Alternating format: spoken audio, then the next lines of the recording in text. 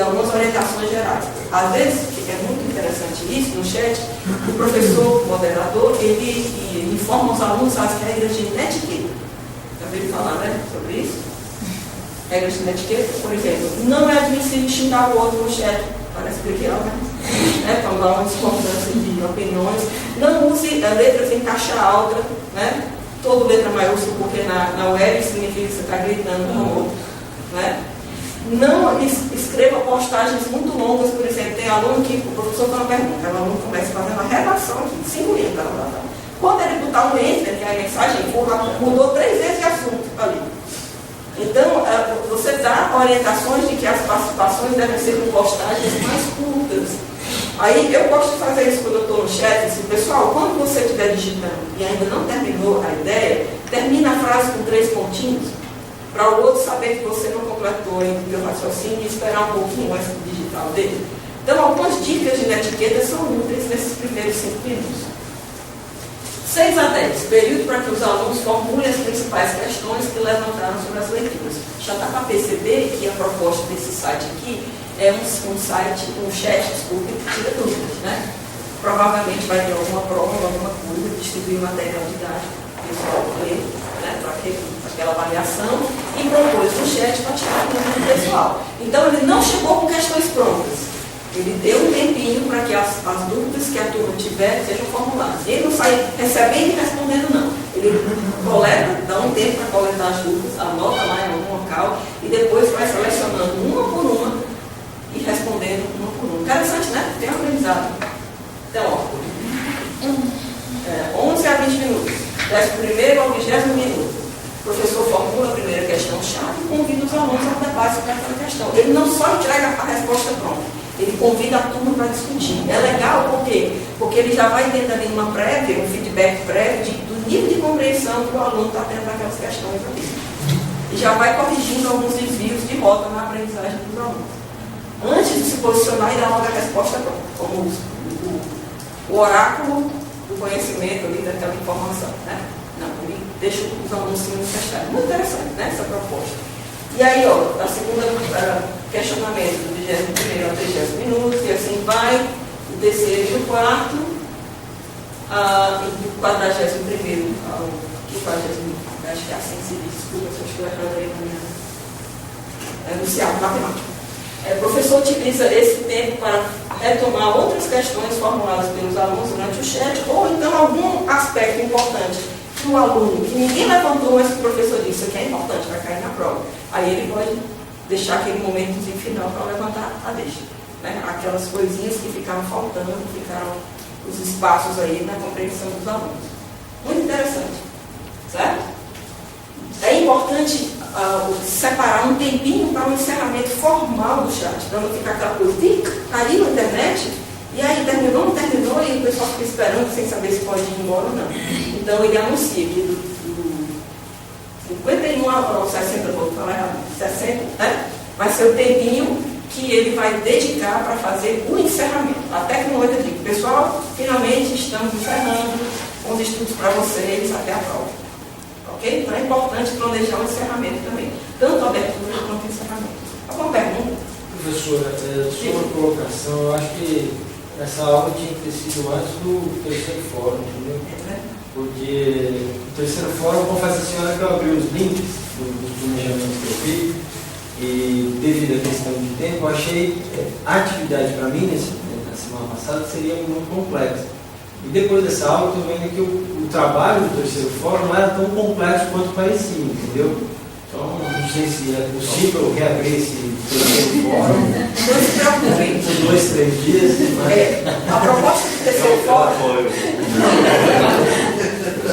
O Robson e a Luciana, eles são muito espertos nas coisas. Eles deixam a gente sentir a dor da dificuldade para depois nada ver. Fácil, né? Não, na verdade, a próxima atividade é o desenvolvimento do planejamento. É o planejamento propriamente dito. Então, aqui ele queria que a ideia é que vocês sentissem as dificuldades, né? Sentissem os questionamentos, as dúvidas, que experimentassem alguns caminhos aí, certo? Eu acho que talvez é importante. Até o Robson passou uma mensagem para todos nós, não foi? Perguntando que dificuldades nós tivemos. E esse feedback, essa sugestão de vocês é muito bem-vinda para que a gente até reformule, pense de uma forma melhor, né? Se não ficou tão clara a proposta do terceiro fórum, né, o que, é que poderia melhorar, mas pelo que eu entendi do planejamento global do DETIC, ali no cronograma de aulas, no alimento do curso ali, tem dizendo quais serão as próximas fases, né? E eu entendi ali que a próxima etapa agora é o planejamento propriamente dito. E aqui seriam discussões sobre esse desenvolvimento. De fato, essa discussão está trazendo uma série de dimensões que vão do simples planejar uma aula, né? Eu acho que é a possibilidade de como planejar uma aula, com que perspectiva, né? Ela tem uma duração, tem um papel próprio dentro de um momento, enfim. Acho que essa discussão que está acontecendo, né? Eu tenho uma pergunta para alguns dos alunos aqui, se alguém já participou de um chat dessa natureza, algum pessoal. Não, então os bolsistas aqui eu nunca participei, mas uma vez eu viajei com um amigo meu, algumas pessoas viajaram, e aí um dia ele acordou de manhã bem cedo, não, porque eu tenho que entrar no chat. E aí ele entrou, e a gente estava no Rio de Janeiro, e o chat era aqui, e ele, não, tenho que participar. E aí ele ficava lendo pra gente, olha a discussão, tipo, a gente não estava nem preocupada, só que a discussão estava tão quente que ele ficava lendo pra gente. E aí quando deu 10 horas, ele, pronto, vamos gente, vamos sair. Mas foi legal porque ele não foi impedido de viajar com a gente, nem de fazer o que ele tinha que fazer, mas lá no horário marcado ele foi e ele ficava lá empolgado. Ele tinha uma organização pessoal dele que não atrapalhou das atividades. Isso. Ele foi participar efetivamente.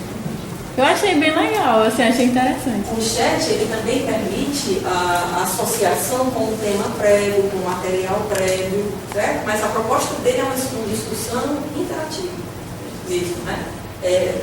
Provocar interação entre os alunos.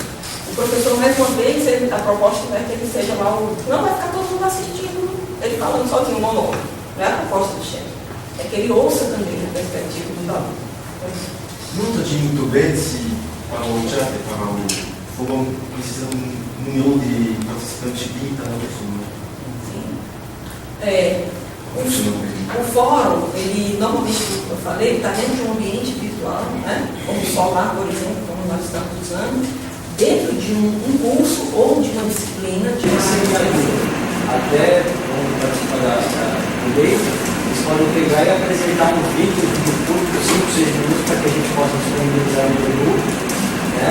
Pode ser, se utilizar como ferramenta em si. Ou então eles apresentam um dia de campo e a gente vai fazer a filmagem do dia de campo e tentar disponibilizar também a explicar a cultura motivada a esse material. É mais ou menos isso. Acho excelente sua iniciativa. Eu queria comentar duas coisas sobre isso.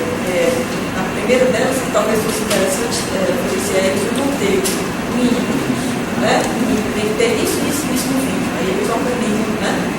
A segunda coisa é que é muito bom isso para todos nós, porque isso gera uma produção técnica, isso vai até para o lado deles, para o lado do orientador, do professor, né? E você pode, uma coisa muito usada também atualmente, quem trabalha com educação à distância, são os repositórios de objetos habitacionais.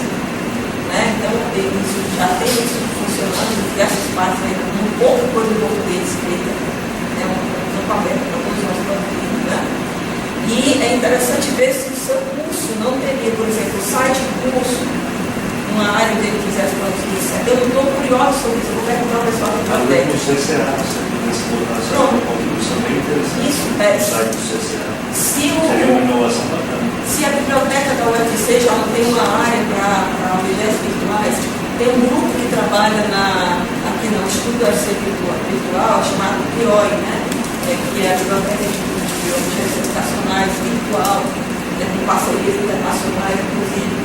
Então, assim, às vezes o vídeo foi produzido, às vezes até artesanalmente, mas com algumas adições você consegue um produto mais consistente e tem uma repercussão maior também. Então, eu acho que não tem mais importante nesse sentido. Uma sugestão talvez seria interessante se você pudesse, em algum momento, com os alunos, baixa 2 vídeos qualquer, né? Tem temas até a 20, qualquer coisa assim, e faz uma crítica do vídeo. Mas entender muito assim o tema está sendo passado tem muito barulho de fundo, né? Como é que está a questão da recepção? Porque às vezes a gente não tem experiência de fazer um filme, de repente a gente está filmando um negócio, tem uma rádio lá no grupo lá na esquina. E você está falando alguma coisa e você ouve mais o barulho da radiola do que quem está falando. Pequenas preocupações assim. Isso a gente não tem nada de extensão, são essas situações para melhorar a sua vida. A mesma dica que eu daria, comentário que eu fiz sobre o público-alvo e o uso da tecnologia Facebook. Se o público já domina, tranquilo. Se o público não domina, cria um momento breve de instrução de como usar. Então, talvez, se os seus alunos já dominem esse tipo de coisa, bem, se não, pesquise mesmo na internet dicas de roteirização de vídeo, sugestão de software para edição de vídeo, até com apoio do pessoal do Instituto, as parcerias assim, consegue gerar próprios trabalhos. Olha, que semestre é esse?